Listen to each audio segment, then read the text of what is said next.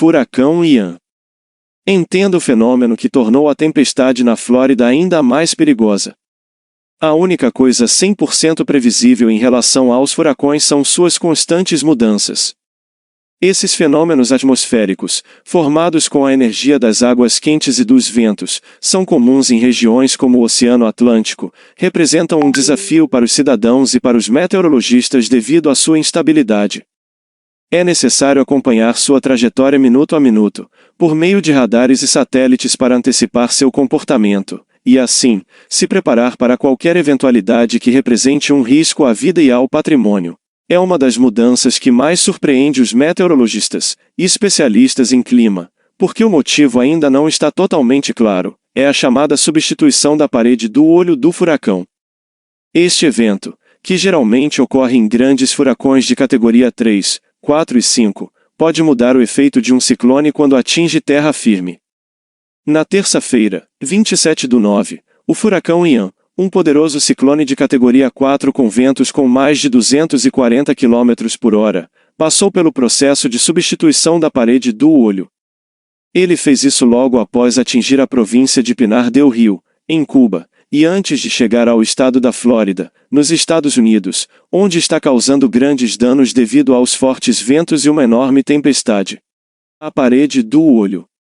A primeira coisa que você precisa saber é que, de acordo com o Centro Nacional de Furacões, NHC, dos Estados Unidos, estes fenômenos atmosféricos têm uma estrutura que é dividida em 3 partes.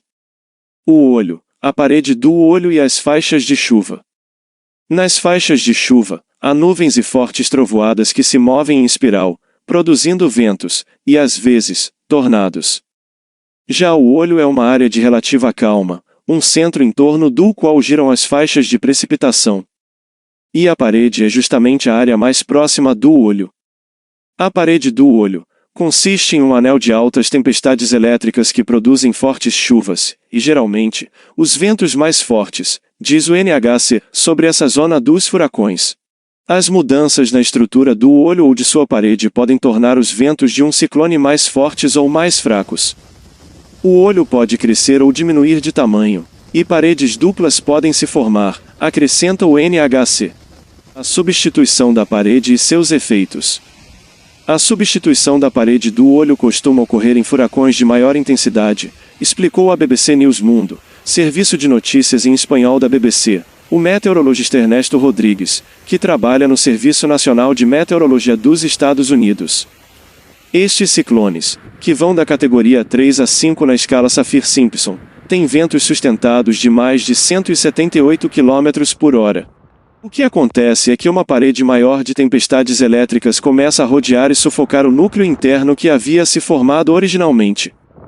Um novo anel de tempestades rodeia a parede do olho mais antiga, e esta acaba desaparecendo, explica o especialista. Quando passam por esse processo, que geralmente acontece enquanto o furacão está em vias de se fortalecer, as tempestades deixam de ganhar força. É que passam por ciclos em que o olho vai mudando de diâmetro. A substituição do olho os mantém, os furacões estáveis, e depois eles se intensificam novamente, acrescenta Rodrigues.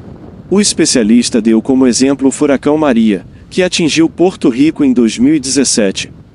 A tempestade era de categoria 5, com ventos sustentados de 257 km por hora, mas durante a substituição da parede do olho, pouco antes de atingir o território, sua força foi reduzida para a categoria 4, com ventos de 249 km por hora.